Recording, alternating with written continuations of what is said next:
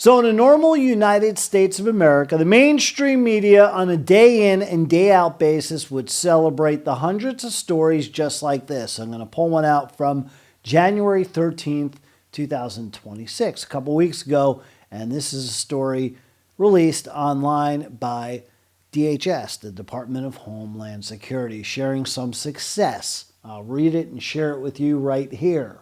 ICE arrests criminal illegal alien and member of the violent Tren de Aragua gang wanted for murder, racketeering, and drug trafficking in New Mexico. Plenty of stories before January 13 to celebrate, plenty of stories since. But what does the mainstream media do? You know their deal. They'll focus on any narrative they can to spite President Trump, his success, which is the success of the United States, and keeping his promise to his millions of voters that elected him president for the second time around on November 5, 24. Of course, he went back into office last January as POTUS 47. But they'll focus on driving the narrative that they want, including making the protesters into folk heroes. They'll wax poetic, romantic, and make those who impede the progress of federal law enforcement agents into heroes.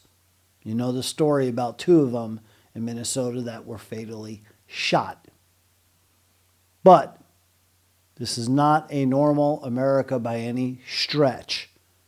And it's too bad we don't celebrate the efforts of the law enforcement agents like ICE and the other respective branches in the government for all they are doing day in and day out in trying to make America safe. Again, it's a subject that President Trump has talked about time and time again.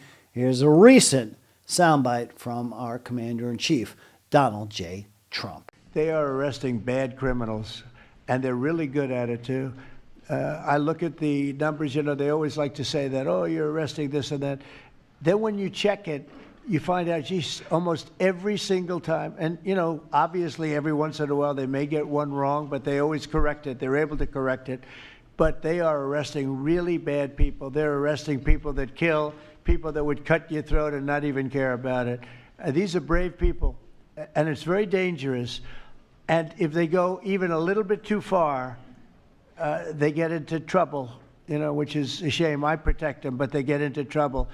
But they're arresting very serious criminals, and they're getting them out of here.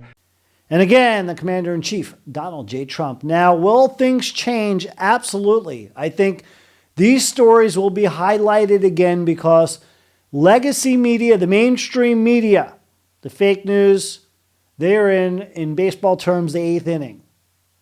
It's almost the end of the rope.